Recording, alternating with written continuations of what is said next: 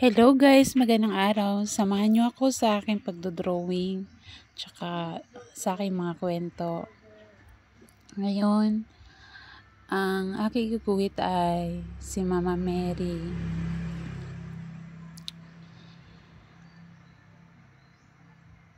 Masasabi kong yung hindi ko makalimutan na pangyayari sa buhay ni Mama Mary ay yung nangyari sa kasal sa Cana. Kasi ito yung diniscuss sa amin nung bago ako ikasal. Sa Katoliko, meron din tawag na pre-Cana seminar. So, ito yung diniscuss sa amin noon. Hindi ko alam kung ito ba talaga lahat. Hindi ko alam kung ito talaga yung naka-ano talaga na tuwing may pre-Cana, ito talaga yung ginagamit nila. Pero sa amin, noong time na yon, ito yung diniscuss sa amin. Tapos masasabi kong ito yung pinakamaganda na nangyari sa buhay ni Mama Mary. Kasi dito nangyari yung yung unang himala na ginawa ni Jesus Christ. Alam naman natin yung nangyari sa kasal sa Cana, yung shortage ng wine. Tapos bisita sila dito. Pero alam mo yung gustong makatulong. Tapos nalaman ni Mama Mary na nagka-problema dahil kulang yung wine. Nagkaubusan na. Pinaalam niya kay Jesus Christ. Tsaka alam niya na kayang-kayang gawin ni Jesus Christ. Kayang-kaya niyang solusyonan yung problema. Walang pag-aalinlangan. Yung tiwala niya, buo yung tiwala niya na magagawa.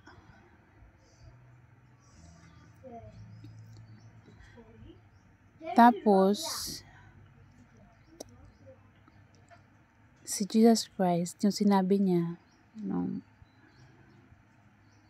pinaalam sa kanya na ganon, at gusto ni Mama Mary na gawa niya ng solusyon.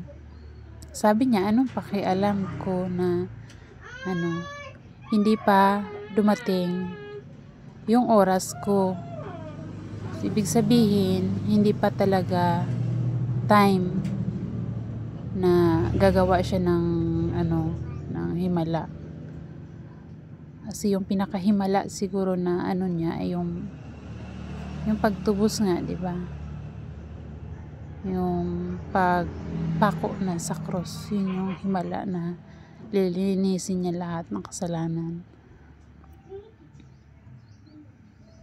Aakuin niya yung lahat ng kasalanan ng mga tao.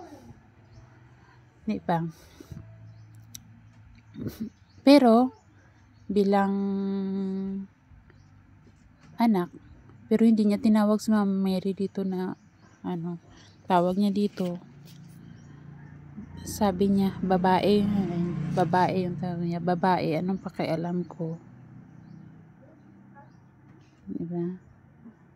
Hindi pa dumating yung oras ko talaga. Ganun. Mababasa yan sa sa John chapter 2 verse 1 to 12. Sa verse 4, yun yung sinabi niya na Woman, what does your concern have to do with me? My hour has not yet come. Yun yung sinabi niya. Pero sinunod niya yung utos ng kanyang ina na solusyonan yung problema. Yun, gumawa siya ng himala. Gumawa siya ng